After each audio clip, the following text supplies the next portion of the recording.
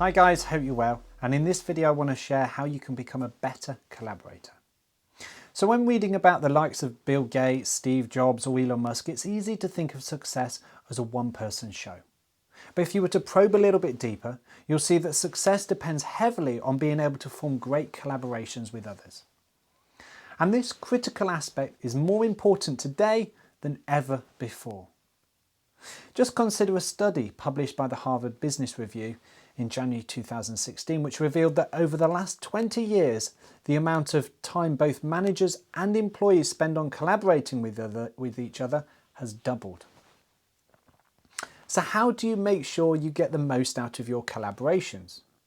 Well, in this video, I want to share with you some tips and strategies by outlining the 5 most important strategies you can get your collaborative efforts off the ground right away. To start with, collaboration requires good intentions and an unselfish attitude.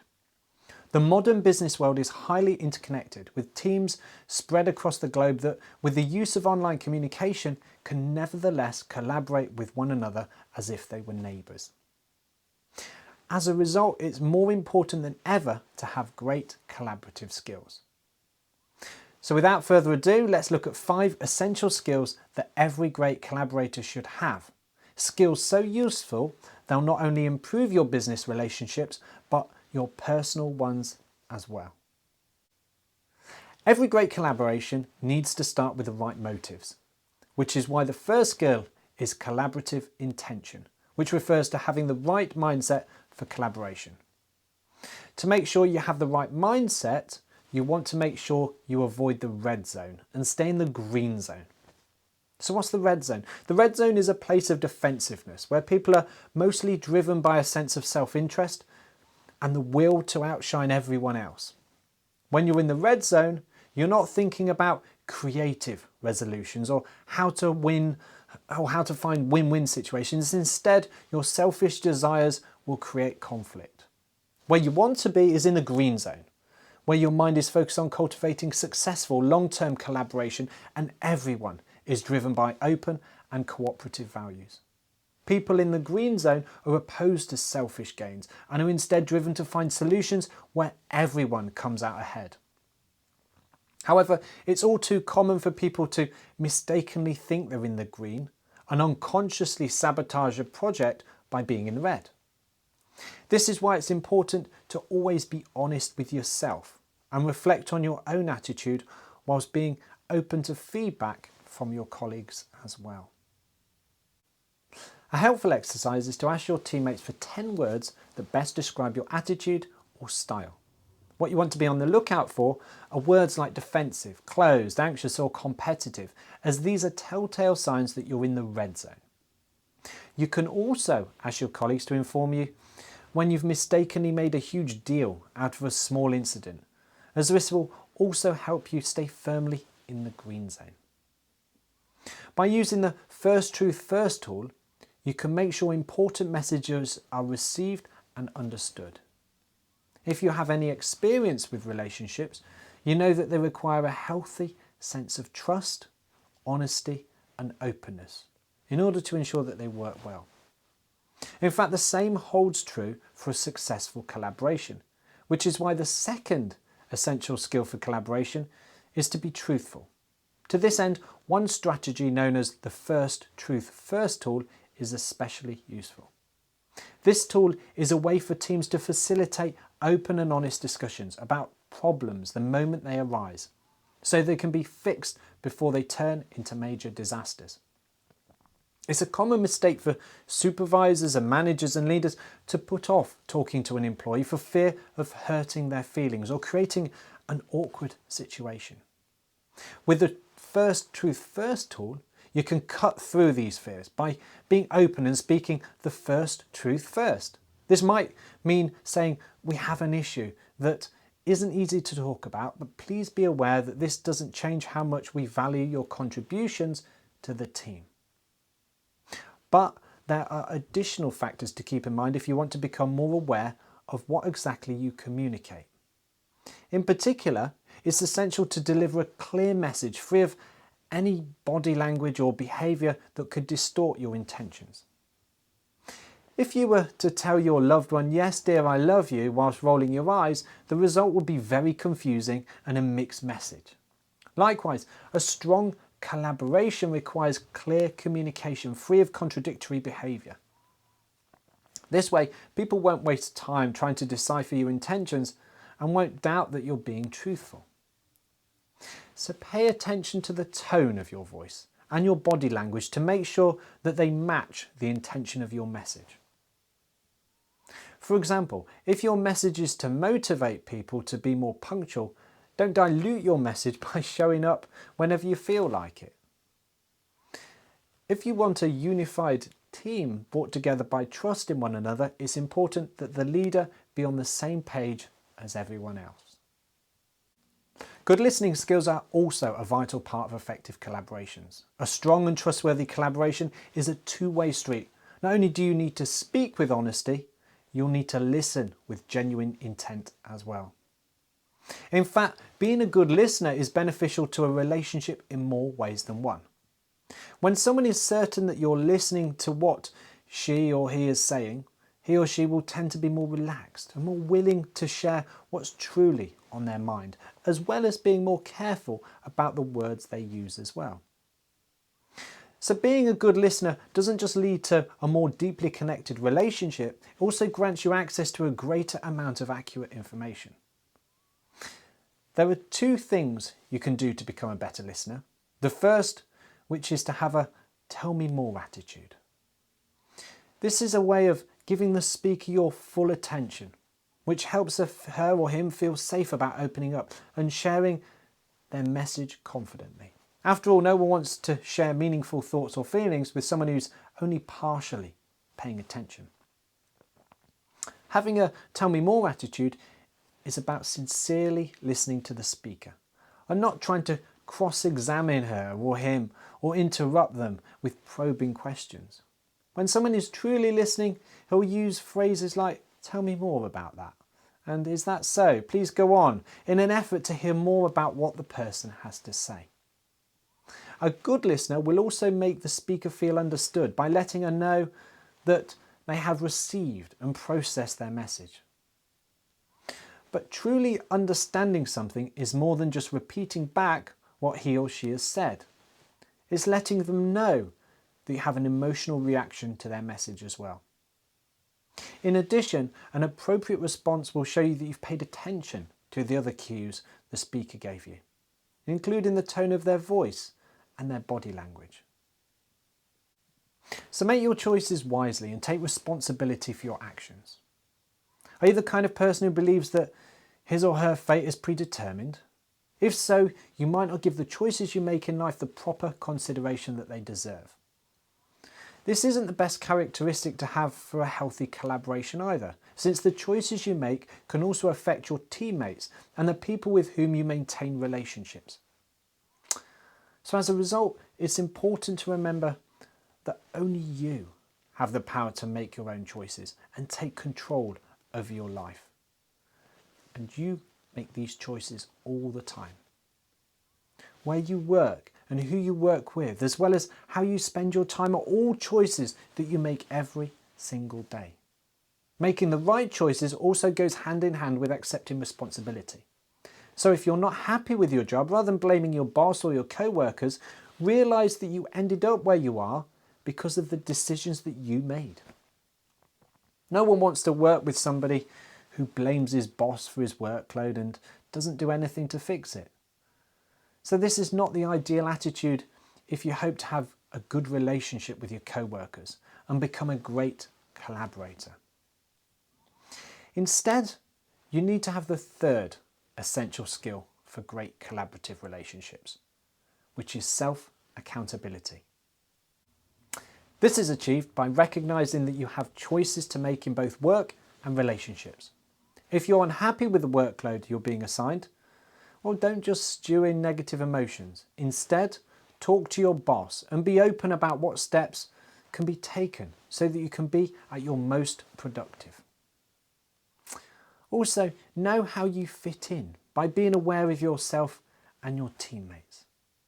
If you're looking for insight into team compatibility, there's no better place to start than the FRIO theory, which stands for Fundamental Interpersonal Relations Orientation.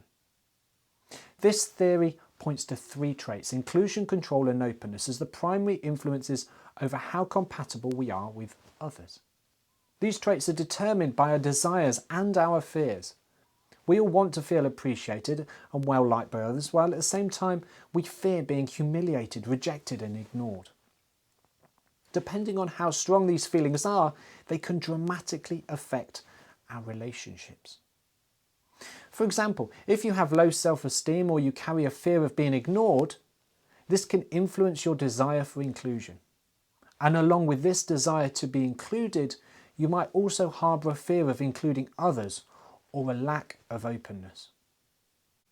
And this brings us to the fourth essential skill, being self-aware. Being self-aware implies having an understanding of your own fears, desires and feelings and how they differ from others. Being in touch with this information will make it easier for you to know how you can best fit in with the rest of your team. So ask yourself, how do my levels of inclusion, control and openness compare with people I'm working with? As you come to find the answer, you'll have a better understanding of how compatible you are with these people. Let's say you're a CEO with a strong preference for inclusion.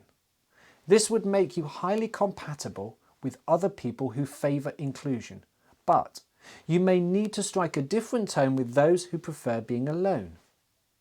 In the end, being flexible is key to any successful collaboration and to forging productive relationships with your teammates. The first steps to conflict resolution are to calm everyone down and understand the problem. No matter how flexible you are, there are bound to be conflicts when working together with others. This brings us to the fifth and final essential skill in forming and maintaining collaborative relationships: managing conflicts. One especially effective way of handling conflict is to use the interest-based approach, which is a step-by-step method for taking into account everyone's interest in a given dispute. The first of these steps is to create an environment that makes everyone feel included. By checking in with everyone regularly, you can find out which team members have a stronger need for inclusion than others, and also can calm down everyone who's feeling on edge. Once you understand where people stand, you can then act accordingly. So if someone in particular has a strong desire to be included, you might decide to interact with that person face to face instead of using email. Which leads us to the next step. The next step is to clearly define the problems and issues at hand. What you want to avoid here is spending days, weeks or even months negotiating only to find out that you didn't understand what was really being argued in the first place. This can easily happen when complex issues are involved. Now, executives might think that employee attendance is down due to wage disputes, whilst human resources might think the issue is solely a result of low morale. The fact of the matter is that both of these reasons may contribute to the problem. So it's the role of the mediator to define the problem precisely. But these are just the first two steps in the interest-based approach. The next step is to make sure you understand everyone's interests, including your own, and prepare a contingency plan. In the third stage, after you've figured out the interests of all the parties involved in the conflict, it's time to look at your own interests. Your interests differ from your fixed position. Whereas your fixed position is the outcome you desire from the situation, your interests are flexible and you should focus on them. To give you an example, let's say you're trying to sell a car for, $8,000. You have another friend who needs a car, but the best offer they can offer is $7,000. Your position is that you really want to sell the car and that is fixed, but your tools in making the deal happen are flexible. The sale price, for example, doesn't necessarily have to be $8,000. Perhaps you can negotiate for $7,500 if you throw in a bike rack or a spare tyre or something like that. It's also important to come up with a contingency plan in case a compromise can't be reached. By having a solid contingency plan in place well in advance, it will serve as an important point of reference when trying to decide what's in your best interest. For example, if you and your neighbour are trying to resolve a property dispute involving the removal of a tree, you can know ahead of time that the contingency plan will be to settle the matter in a small claims court. Having this in mind gives you a frame of reference that will help you properly consider the offers coming from your neighbour. Even if only getting half the money reimbursed for the removal of the tree isn't ideal, it's probably better than the potential time and money it will take if the matter goes to court. But you'll only know this by having the contingency plan in place to begin with. So, to find a solution, break down the issues to find different options you can narrow down. So let's look at the final phase of the interest-based approach to conflict management. The end result of this approach is to find creative solutions and compromises for your conflict, which you'll have a better chance of doing once you break your conflict down into smaller and more precise issues. When a labour union goes on strike, negotiations between the union and management will often hit an impasse on the issue of wages. But when you break down the wage issue into smaller parts, you can see how it becomes easier to overcome. You start by looking at the hourly wage increase the union is pushing for. You could make a series of suggestions on how to get that money to the workers in different ways. Maybe the money could be paid out in the form of an end of year bonus, or perhaps the money could be distributed in chunks when certain performance goals are met. By the end of the negotiations, and upon finding out what everyone's stake in the conflict is, only then should you have a fair amount of potential solutions on the table. Now is the time to narrow them down and decide on which one works best, and one of the best ways to do this is to use a straw design. This works by systematically reviewing and discussing each solution and then getting one party to draw up a preliminary straw design of an agreement. Straw refers to the nature of the agreement, since it's flexible and not concrete. Once the draft has been prepared, it can then be distributed and everyone can provide feedback, which can then be considered for revisions. In the case of the labour strike, as an example, the suggestions of year-end bonuses and performance-based rewards can be made into different drafts and distributed for another round of feedback. This process is then repeated until little by little they get closer to and eventually reach a final agreement that pleases everybody. So in summary, in a globally interconnected world, it's more important than ever to have good or great collaboration skills. Therefore, it's in your best interest to identify the skills that are crucial to establishing and sustaining collaborative relationships. An especially important aspect of this is knowing how to resolve a conflict, which can be done by taking the pulse of every party involved and finding a solution that everyone can agree with, including you. So my top tip is to invite all stakeholders to brainstorm. The next time you're trying to come up with creative solutions for a conflict, try brainstorming with everyone involved. Brainstorming is an effective technique that gives you a greater number of ideas to choose from. So ask all sides in a conflict to take a minute to write down a few ideas. This will let you avoid a situation where one party takes a more dominant position by offering more suggestions than the other. My name's Duncan Stevens. I'm a keynote speaker on influence and collaboration, and I wish you every success in building a collaborative team and becoming a better collaborator.